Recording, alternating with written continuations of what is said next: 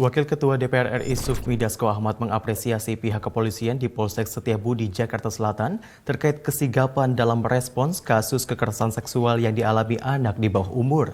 Dasko menyebut DPR berkomitmen untuk memperjuangkan rancangan undang-undang tindak pidana kekerasan seksual agar menjadi undang-undang. DPR untuk melakukan pengecekan di lapangan atas adanya informasi.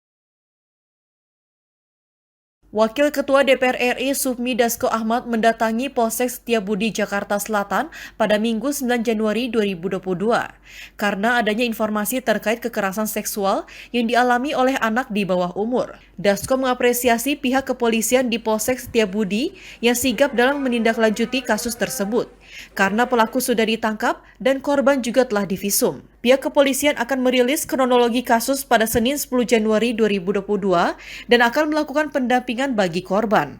Untuk itu, DPR RI berkomitmen untuk memperjuangkan rancangan undang-undang mengenai kekerasan seksual untuk menjadi undang-undang. Nah, oleh karena itu, memang untuk mencegah hal seperti ini terjadi berulang dan berulang, kami dari DPR RI akan komit untuk memperjuangkan rancangan undang-undang tindak pidana kekerasan seksual untuk menjadi undang-undang. Jadi kalau ada yang bilang bahwa DPR memperlambat segala macam, itu tidak betul. Bahwa usulan atau inisiatif undang-undang itu justru berasal dari DPR RI.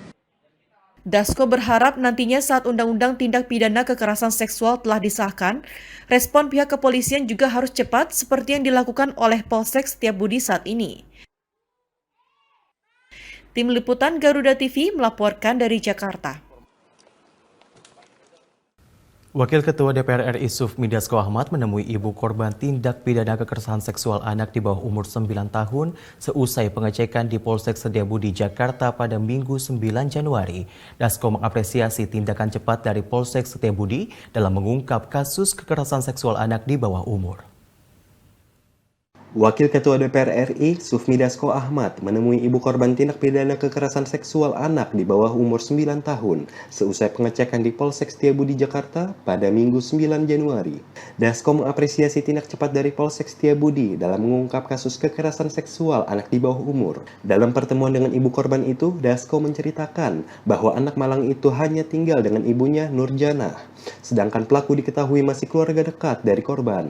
Sufmi Dasko Ahmad juga memastikan rancangan undang-undang tindak pidana kekerasan seksual segera disahkan menjadi undang-undang. Nah, tadi seperti kita sama-sama saksikan bahwa orang tua korban yang hanya tinggal dengan anaknya tadi telah menceritakan masalah kekerasan seksual yang dilakukan oleh keluarga dekat atau paman ipar daripada anak tersebut yang masih berumur 9 tahun. Dan ini ternyata kejadian bukan baru sekali, ini yang kedua kali. Dan selain diiming-imingi dengan uang juga dengan ancaman, sehingga menyebabkan korban itu kemudian tidak berdaya.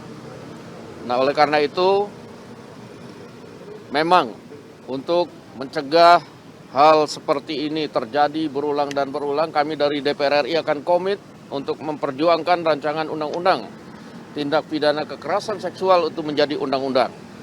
Jadi kalau ada yang bilang bahwa DPR memperlambat segala macam, itu tidak betul. Bahwa usulan atau inisiatif undang-undang itu justru berasal dari DPR RI, dan ini kita akan buat undang-undang itu dengan bagus.